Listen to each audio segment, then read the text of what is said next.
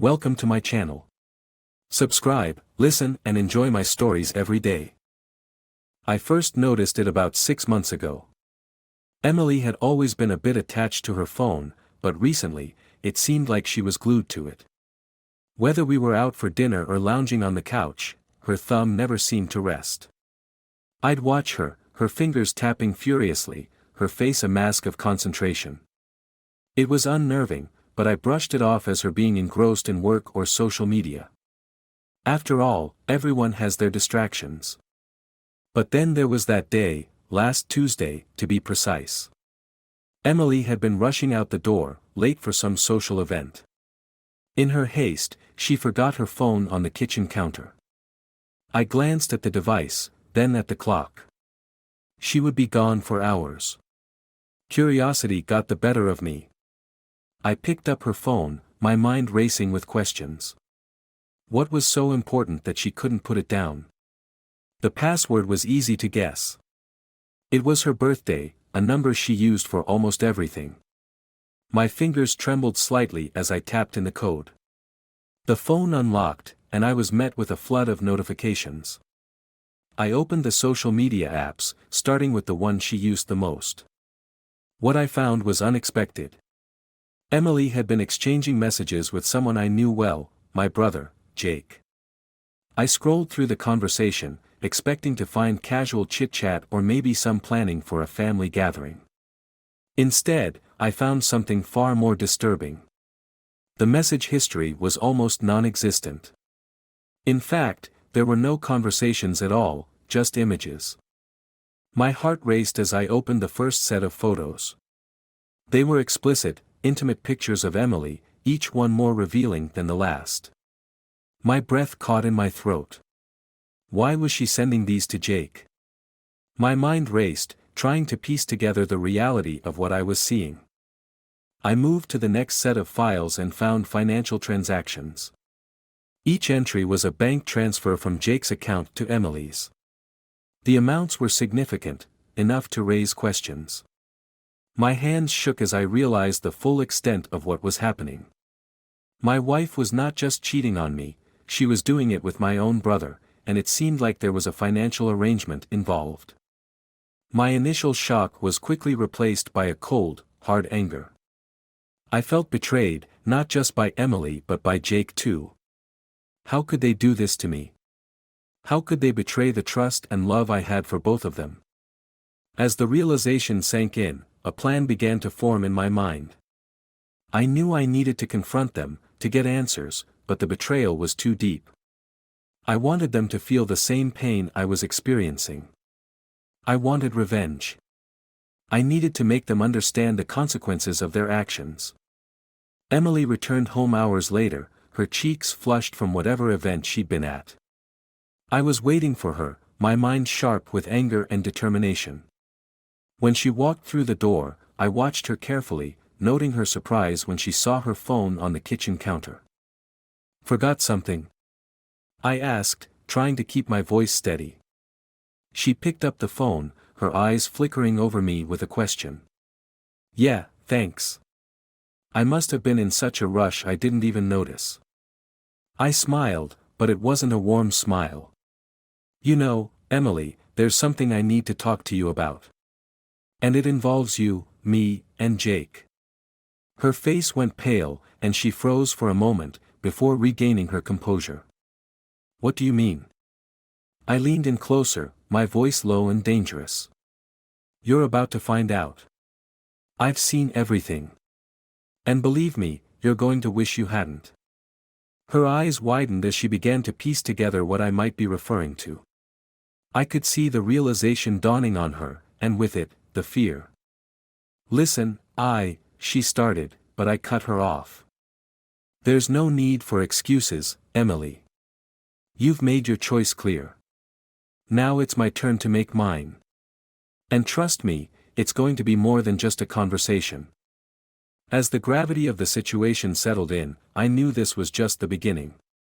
The plan I was formulating in my mind was not just about revenge, it was about making sure that Emily and Jake faced the full extent of their betrayal.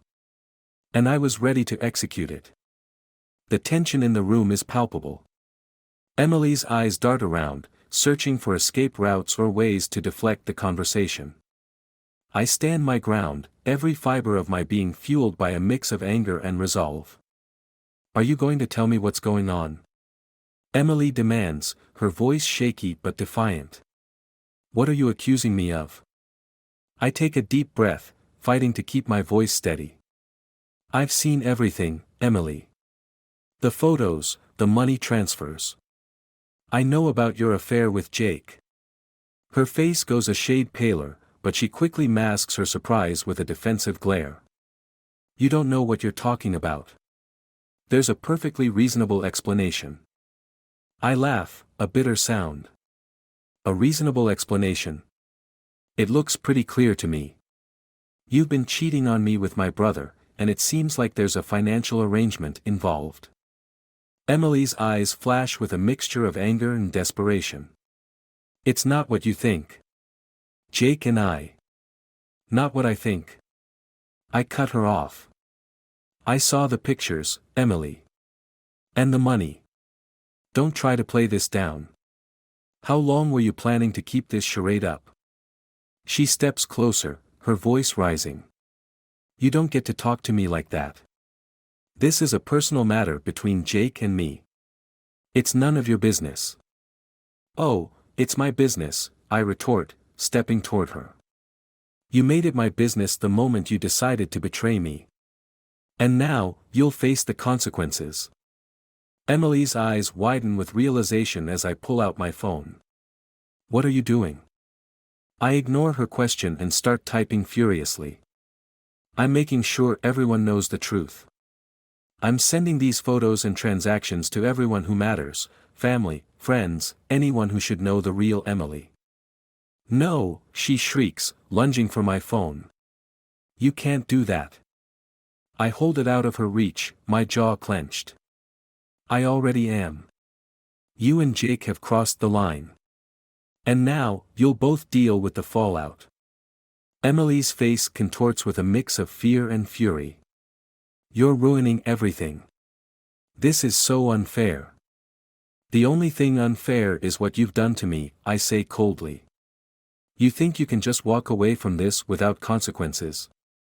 She collapses onto the couch, burying her face in her hands. Please, don't do this. I'll make it right. Just give me a chance. I pause, watching her for a moment. Part of me wants to feel sympathy, to give her a chance to explain, but the betrayal cuts too deep. There's no making it right, Emily. Not after this. The front door opens, and Jake steps inside, looking bewildered by the tense atmosphere. What's going on here? Emily's head snaps up, and she jumps to her feet, rushing toward him. Jake, you need to. Stay right where you are, I command, holding my phone up. Jake, I think you need to see this. Jake's eyes go wide as he takes in the scene, Emily's tear-streaked face, my determined stance, and the phone in my hand. What's happening? What are you showing me? I start scrolling through the photos and transactions. This is what I've found, Jake. Proof of your affair with Emily, and evidence of the money you've been sending her. Jake's face pales as he takes in the damning evidence. This isn't. Save it, I snap. I don't want to hear any more lies. You both made your choices. Now, you'll both face the consequences. Jake looks from me to Emily, his expression one of shock and guilt. I didn't think. You didn't think at all, I cut him off. You thought you could get away with this.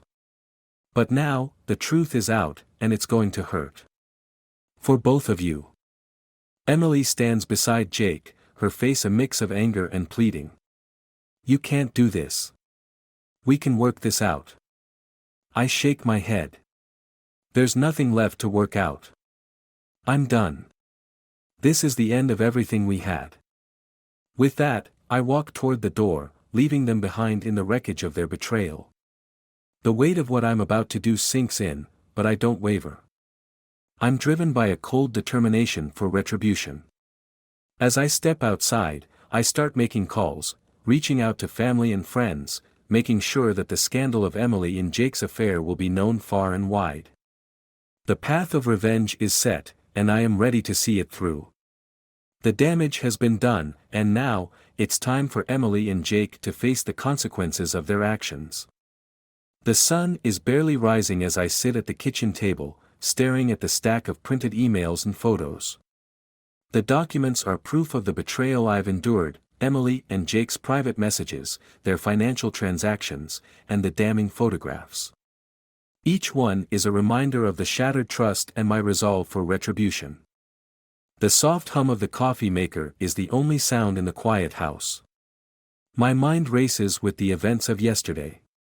Emily and Jake's faces, their pleas and the raw realization of their betrayal, replay in my head. I had made a plan to ensure that the repercussions of their actions were as severe as possible, but I needed to execute it with precision. The doorbell rings, jolting me from my thoughts. I glance at the clock, 7:30 a.m. Who could be visiting at this hour? I open the door to find Lisa, my sister, standing there, her face lined with concern. "Hey, David," she says, stepping inside without waiting for an invitation. "I got your message. What's going on?" "Come in," I say, gesturing toward the living room. "You won't believe it until you see it." Lisa follows me, her eyes widening as she takes in the scattered papers on the coffee table. I hand her a folder, and she starts flipping through it, her expression shifting from confusion to shock. "Is this for real?" she asks, her voice barely above a whisper. "It's all real," I confirm. Emily and Jake were having an affair. She's been sending him nude photos, and he's been transferring money to her account. I had to let everyone know. Lisa looks up at me, her eyes filled with a mix of sympathy and anger. "David, this is devastating. What are you going to do?" "I'm going to make sure they both face the consequences," I say, my tone firm. "I've already contacted a few people, but there's more to be done." Before Lisa can respond, the phone rings. It's Jake, calling from an unknown number. I hesitate for a moment, then answer. "David?" Jake's voice is strained. "We need to talk." "Talk?" I echo, incredulous. "What's left to talk about? You and Emily have done enough damage. Please, just hear me out," Jake pleads. "I want to explain." "Explain what?" I retort. "How you've betrayed me and ruined my life." "I didn't mean for things to get this far," Jake says quickly. "I know it looks bad, but I was going to tell you everything. I didn't know how. And now you think a phone call is going to fix things?" I ask, incredulous. "You've got to be kidding me." "Look, I'm willing to make amends," Jake continues.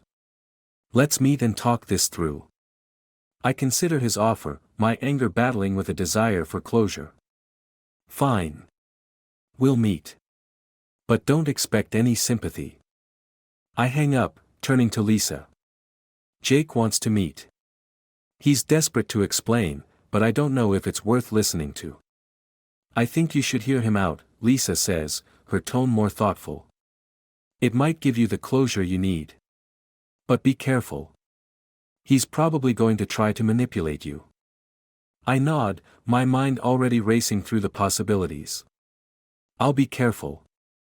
Later that day, I head to the coffee shop where Jake and I agreed to meet. It's a neutral place, public enough to ensure that things don't get out of hand. I arrive early, taking a seat at a corner table. My nerves are on edge, but I force myself to remain calm. Jake arrives a few minutes later, looking disheveled and haggard. He approaches the table, his expression a mix of anxiety and resignation. I nod for him to sit. "Thanks for agreeing to meet," Jake says as he takes his seat. "I know this is hard, but I need you to understand." "Understand what?" I ask, my voice cold. "That you and Emily decided to betray me?" Jake takes a deep breath. "It wasn't supposed to be like this. We started seeing each other, and it just happened. I didn't plan for it to go this far. I was going to tell you, but I was afraid of how you'd react. Afraid? I echo, incredulous. You should have been afraid of the damage you were causing. The trust you shattered. And the money? How do you justify that? It was supposed to be a way to keep things secret, Jake explains. I thought if I could keep supporting her, she'd stay quiet. I never wanted this to blow up. I lean back, shaking my head. You're not taking responsibility for your actions, Jake. This wasn't just about you and Emily. This was about you betraying someone who trusted you. And now, you're trying to justify it. I'm sorry, Jake says, his voice breaking. I know I've messed up. But please, don't destroy me. I'm willing to make amends. I study him, my resolve hardening. I've already done what I needed to do. The information is out there, and there's no taking it back. You and Emily will have to deal with the fallout of your choices. Jake's shoulders slump in defeat. I understand. I wish I could undo it all. I wish you could too, I say, standing up. But wishing doesn't change what's happened. I'm done here. As I leave the coffee shop, I feel a sense of grim satisfaction. The confrontation with Jake has confirmed what I already knew: there's no easy resolution for the pain and betrayal I've endured. The fallout has begun, and now, it's up to Emily and Jake to face the consequences of their actions. The evening air is thick with tension as I sit alone in my apartment, the silence a stark contrast to the chaos of the past week. My plan is set into motion, and I can't help but feel a mix of anticipation and cold determination.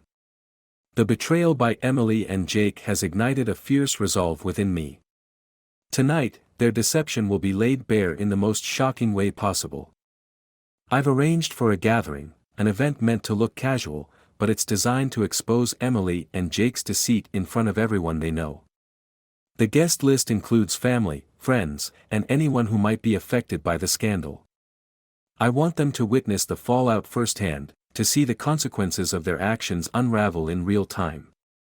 The venue is a local bar, a place where people are relaxed and conversations flow easily. I arrive early, making sure everything is in place. The bar is decorated with a simple elegance, and I've arranged for a projector to display the incriminating evidence. My heart races with a blend of excitement and dread as I set up the equipment. As the guests begin to arrive, I take my place at the bar, watching with a calculating eye. Emily and Jake are due to arrive soon, and I can't wait to see their reactions when they realize what I've prepared. The door swings open, and Emily walks in first, her eyes scanning the room with a mix of apprehension and defiance. Jake follows closely behind, his face a mask of nervousness. They spot me and make their way over, their expressions shifting to shock as they see the projector screen already displaying some of the photos and messages. What is this? Emily demands, her voice trembling. It's the grand reveal, I say coolly. The evidence of your betrayal, displayed for everyone to see. Jake's face turns pale as he realizes the extent of what I've done. You can't do this, David. I already have, I respond, my tone steady. You both thought you could deceive me and get away with it. Now, everyone will know the truth. I press a button on the remote, and the screen flickers to life with a montage of the photos, messages, and financial transactions. Gasps and murmurs ripple through the crowd as they take in the shocking display. Emily's face flushes with a mix of anger and embarrassment. How dare you? It's not about daring, I say, leaning in close. It's about justice. And making sure that the people who betrayed me face the consequences. The room is filled with the sounds of people whispering, their eyes flickering between the screen and the two figures at the center of the storm. Emily tries to make a break for it, but I step in her path, blocking her way. Let me go, she shouts.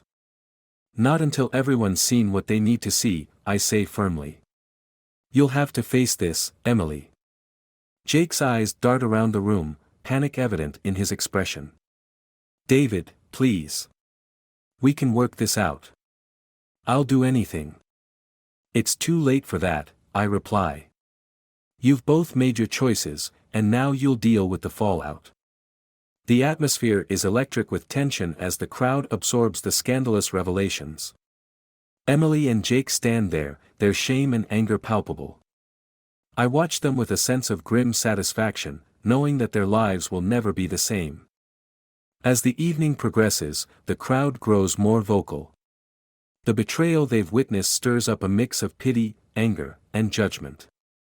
Emily and Jake are forced to confront the reality of their actions in a way they never anticipated.